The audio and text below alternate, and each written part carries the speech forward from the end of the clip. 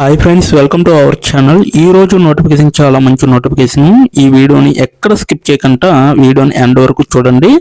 అలాగే ఈ వీడియోకి మినిమం 50 లైక్స్ అయితే కోరుకోవడం జరుగుతుంది. కాబట్టి ప్రతి ఒక్కరు కూడా లైక్ చేయడం మాత్రం మర్చిపోద్దు. లైక్ చేయడం వల్ల నాకు ఎంతో బూస్ట్ అండ్ ఎంకరేజ్మెంట్ ఇచ్చినట్టుగా ఉంటుంది. సో ప్రతి ఒక్కరు కూడా అప్లై చేయడానికి ట్రై చేయండి. అలాగే వెళ్తూ మన ఛానల్ని సబ్స్క్రైబ్ చేసుకోవడం మాత్రం మర్చిపోవద్దు. మీరు నన్ను ఫాలో అవ్వాలనుకుంటే కింద డిస్క్రిప్షన్ బాక్స్లో WhatsApp, Telegram, Facebook, Instagram links అయితే ఇవ్వడం జరిగింది. డైరెక్ట్గా మీరు నాతో కాంటాక్ట్ అవ్వచ్చు. మీకున్న డౌట్స్ అన్ని కూడా క్లారిఫై చేసుకోవచ్చు. అలాగే ఇప్పుడు జాబ్ యొక్క ఫుల్ డీటెయిల్స్ మనం క్లియర్గా తెలుసుకున్నాం. ఎక్కడ స్కిప్ చేయకుండా వీడియోని ఎండ్ వరకు చూడండి. ఈ రోజు వేకెన్సీ వచ్చేసరికి టెక్నాలజీ కంపెనీ నుంచి ఒక వేకెన్సీ వచ్చిందనమాట. సో సాంకేతికత అనేసి అంటారు తెలుగులో. అకౌంట్స్ పేబుల్ అనలిస్ట్గా మీరైతే వర్క్ చేయాల్సి ఉంటుంది. రిమోట్ వర్క్ అనేసి ఇవ్వడం జరిగింది. భారతదేశంలోనే ఉంటుందన్నమాట ఈ యొక్క కంపెనీ.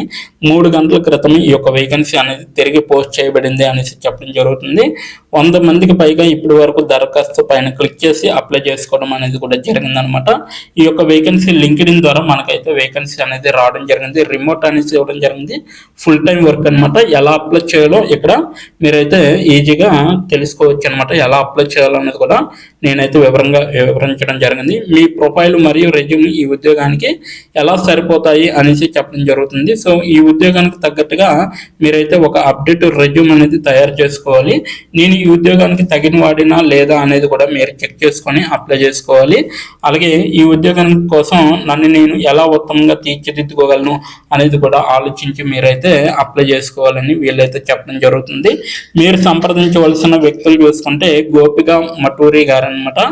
ఈవిడ AI engineering, data science and ML, NLP, generative AI, అలాగే ఐఐటి ఖరగ్పూర్ ఆలం అనేసి ఇవ్వడం జరిగింది. సో ఆంధ్ర విశ్వవిద్యాలయం పాఠశాల పూర్వ విద్యార్థి అనమాట ఈవిడ కూడా. ఓకేనా. సో ఉద్యోగం గురించి చూసుకుంటే మేము ఫైనాన్స్, అకౌంట్స్ పేబుల్లో మంచి జ్ఞానం మరియు అనుభవం ఉన్న ఫైనాన్షియల్ అనలిస్ట్ అకౌంట్స్ పేబుల్ కోసం చూస్తున్నాము అనేసి చెప్పడం జరుగుతుంది. ఆర్థిక నిబంధనలు మరియు సాధనాల గురించి తెలుసు అనేసి కూడా చెప్పడం జరుగుతుంది. అవసరమైన చట్టబద్ధమైన తగ్గింపుల తర్వాత చెల్లింపు కోసం కొనుగోలు ఆర్డర్లను సిద్ధం చేయడము, అలాగే విక్రేత ఇన్వాయిస్లను ధృవీకరించడం మరియు ప్రాసెస్ చేయడం అవసరం అన్నమాట. అలాగే స్వతంత్రంగా మరియు బృందంలో భాగంగా పనిచేయగలిగే సామర్థ్యం, సమస్య పరిష్కారం వైపు పద్ధతి విధానం, అద్భుతమైన కమ్యూనికేషన్ నైపుణ్యాలతో గూగుల్ షీట్లు, ఎంఎస్ ఆఫీస్ మరియు క్విక్ బుక్స్తో మంచిగా ఉంటుంది అనేసి చెప్పడం జరుగుతుంది. సీట్స్గా వచ్చేసరికి చెల్లించవలసిన ఖాతాలు విశ్లేషకుడు, అలాగే స్థానం వచ్చేసరికి రిమోట్ వరకు, పని వేళలు మధ్యాహ్నం 2 గంటల నుంచి రాత్రి 11 గంటల వరకు షిఫ్ట్ ఉంటుంది. సో ఎక్స్ప్రెస్ లెవెల్ వచ్చేసరికి ఖచ్చితంగా 4 నుంచి 6 సంవత్సరాలు ఎక్స్ప్రెస్ మధ్య మాత్రమే ఉంటుందన్నమాట. మీ దరఖాస్తును వేగవంతం చేయడంలో సహాయపడడానికి ఈ లింక్ అయితే మీరు క్లిక్ చేసి అప్లై చేసుకోవచ్చు. బాధ్యతలు చూసుకుంటే అవసరమైన ఆమోదాలు తీసుకున్న తర్వాత గడువు తేదీకి ముందే విక్రేత ఇన్వాయిస్లను రికార్డింగ్ చేసి ప్రాసెస్ చేయడానికి, బడ్జెట్తో ఖర్చును సరిచేసుకోవడానికి మరియు ఏదైనా విచలాన్ని తగిన రిపోర్టింగ్ అథారిటీని నివేదించడానికి కూడా సహాయపడే విధంగా ఉంటుంది. టీడీఎస్, జిఎస్టీ మరియు ఇతర చట్టబద్ధమైన చెల్లింపులను చెల్లించడానికి, డేటాను సిద్ధం చేయడానికి మరియు గడువును తేదీకి ముందు రిటర్న్ను దాఖలు చేయడానికి అవసరమైన డేటాను అందించడానికి మీకు అయితే అవసరం అన్నమాట. నగదు ప్రవాహాన్ని సిద్ధం చేయడంలో బృందానికి సహాయం చేయడానికి నెల ప్రారంభంలో నెలకు సంబంధించిన నగదు వ్యయ బడ్జెట్లను అందించడం అనేది చాలా అవసరం. ఏవైనా అవకతవకలను నివేదించడానికి లెడ్జర్ పరిశీలనకు క్రమం తప్పకుండా వెళ్లే విధంగా ఉండాలన్నమాట. చెల్లించవలసిన ఖాతాలకు సంబంధించిన నెలవారీ ఆర్థిక మరియు నిర్వహణ నివేదికలను రూపొందించే విధంగా ఉండాలి. అలాగే బడ్జెట్ చేయని ఖర్చులను నిర్వహణకు నివేదించడానికి, ఖర్చుల సమాచారాన్ని పొందడానికి అంతర్గత వాటాదారులతో రోజువారీగా ఫాలోఅప్ చేసే విధంగా ఉండాలి. ఏవైనా అక్రమాలు మరియు లేదా విచారణలను పరిష్కరించడానికి కూడా చూసుకోవాలి. అలాగే సాధారణ ఆర్థిక నిర్వహణ మరియు విశ్లేషణలను సహాయం అందించే విధంగా ఉండాలన్నమాట. చెల్లించవలసిన ఖాతాలు, ఫైళ్లు మరియు రికార్డింగ్లను నిర్వహించే విధంగా ఉండాలి. సో సంస్థ అంతటా లీగల్, ఆపరేషన్స్, ప్రాజెక్ట్ మేనేజ్మెంట్ మరియు హెచ్ఆర్ మరియు ఇతర విభాగాలు వంటి అంతర్గత వాటాదారులతో సమన్వయం చేసుకోవడం అనేది చాలా అవసరము. అలా జ్ఞానం మరియు నైపుణ్యాలు చూసుకుంటే ఇక్కడ అకౌంటింగ్ భావనలు మరియు ప్రక్రియలు మరియు చెల్లించవలసిన ఖాతాల గురించి మంచి జ్ఞానం అనేది చాలా అవసరం. స్వతంత్రంగా పనిచేసే సామర్థ్యం అనేది చాలా అవసరం. మంచి విశ్లేషణాత్మక నైపుణ్యాలు, వివరాలకు శ్రద్ధ అనేది వహించాలి. గూగుల్ షీట్స్, మైక్రోసాఫ్ట్ ఎక్సెల్ మరియు క్విక్ బుక్స్లో ఆచరణాత్మక అనుభవం అనేది చాలా అవసరం. అద్భుతమైన సంభాషణ నైపుణ్యాలు అనేవి అవసరం. మంచి జట్టు ఆటగాడు అయితే అవసరం అనమాట. సో ఇది మొత్తం నోటిఫికేషన్ యొక్క పూర్తి వివరాలు. దీని యొక్క లింక్ అనేది నేను కింద నా డిస్క్రిప్షన్ బాక్స్లో ప్రొవైడ్ చేయడం జరిగింది. అక్కడికి వెళ్ళి మీరు డైరెక్ట్గా అప్లై చేసుకోవచ్చు. ఇప్పుడు ఎలా అప్లై చేయాలో మనం క్లియర్గా తెలుసుకుందాం. ఇప్పుడు ఎలా అప్లై చేయాలో మనం తెలుసుకుందాం. డిస్క్రిప్షన్ బాక్స్లో ఇచ్చిన లింక్ మీరు ఓపెన్ చేయగానే మీకు ఈ విధంగా నోటిఫికేషన్ అనేది ఓపెన్ అవుతుంది. ఇక్కడ మీరు ఈజీ అప్లై పైన క్లిక్ చేస్తే మనకి నెక్స్ట్ పేజీ అనేది ఓపెన్ అవుతుంది. ఇక్కడ నెక్స్ట్ పేజీలో అప్లై టు అని ఉంది కదా, అక్కడ దాని పక్కన కంపెనీ నేమ్ అనేది రావడం జరుగుతుంది. ఏ కంపెనీకి అయితే అప్లై చేస్తున్నారో ఆ యొక్క కంపెనీ నేమ్ అనేది రావడం జరుగుతుంది. దాని తర్వాత మీరు మీ యొక్క ఈమెయిల్ ఐడితో లింక్డ్ఇన్లో లాగిన్ అయ్యి ఉండాలి. అలా అయ్యి ఉంటే మీకు ఈమెయిల్ ఐడి కూడా కనబడుతుంది. ఫోన్ కంట్రీ కోడ్ అనేది కూడా కనబడుతుంది. అక్కడ మీ యొక్క ఫోన్ కంట్రీ కోడ్ని మీరు ఎంటర్ చేయాలి. మనది ఇండియా కాబట్టి +91 అని ఉంటుంది. మొబైల్ ఫోన్ నెంబర్ ఉంది కదా, అక్కడ కూడా మీ యొక్క పర్మనెంట్ మొబైల్ నెంబర్ అనేది ఇవ్వాలి. తర్వాత మీరు నెక్స్ట్ అనే ఆప్షన్ పైన క్లిక్ చేయాలి. నెక్స్ట్ పేజీకి తీసుకువెళ్తుంది. ఇక్కడ మీరు మీ యొక్క రెజ్యూమ్ అనేది అప్లోడ్ చేయాలి. డాక్యుమెంట్లో కానీ పీడిఎఫ్లో కానీ రెజ్యూమ్ని అప్లోడ్ చేయాలి.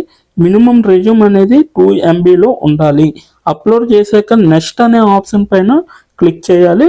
మనల్ని జాబ్కి కావలసిన కొన్ని క్వశ్చన్స్ అడగడం జరుగుతుంది. అవి ఏంటంటే ఇప్పుడు చూడండి, మీరు how many years of work experience అని అడుగుతుంది. ఎక్స్పీరియన్స్ లేకపోతే నో ఎక్స్పీరియన్స్ అనేది మీరు మెన్షన్ చేయాలి. ఎస్ ఆర్ నో అనేది. అది కూడా ఎటువంటి ఎక్స్పీరియన్స్ అవసరం లేదు అని అప్లికేషన్లో మెన్షన్ చేస్తే అప్పుడు మీరు నో ఎక్స్పీరియన్స్ అని టైప్ చేయాలి. ఎక్స్పీరియన్స్ ఉన్నవాళ్ళు కంపెనీ నేము, ఏ కేటగిరీలో వర్క్ చేశారు, కేటగిరీ నేమ్ అనేది ఇవ్వాలి. కంపెనీలో ఎప్పుడైతే జాయిన్ అయ్యారో స్టార్ట్ డేట్ అనేది ఇవ్వాలి. మీరు ఎప్పుడు మానివేశారో అంటే ఆ కంపెనీ నుంచి మీరు ఎప్పుడు లీవ్ అయ్యారో ఎండ్ డేట్ కూడా మీరు ఇవ్వాలి. CTC total package of year అంటే మీకు పర్ ఇయర్కి ఎంత ప్యాకేజ్ వచ్చిందనేది కూడా మీరు మెన్షన్ చేయాలి. ఎక్స్పీరియన్స్ లేని వాళ్ళు company name, starting date, end date, CTC ఇవేమీ ఇవ్వక్కర్లేదన్నమాట. నెక్స్ట్ వన్ చూసుకుంటే what is your level of proficiency in English అంటే మీకు ఇంగ్లీష్లో ఎంత ప్రావీణ్యం ఉందో వీళ్ళైతే అడగడం జరుగుతుంది.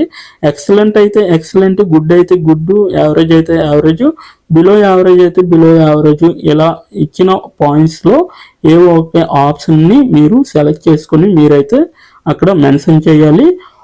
నెక్స్ట్ పాయింట్ చూసుకుంటే హౌ మచ్ శాలరీ ఎక్స్పెక్టేషన్స్, ఈ కంపెనీ నుంచి మీకు ఎంత శాలరీ కావాలనేది అడగడం జరుగుతుంది. అది కూడా మీరు మెన్షన్ చేయొచ్చు.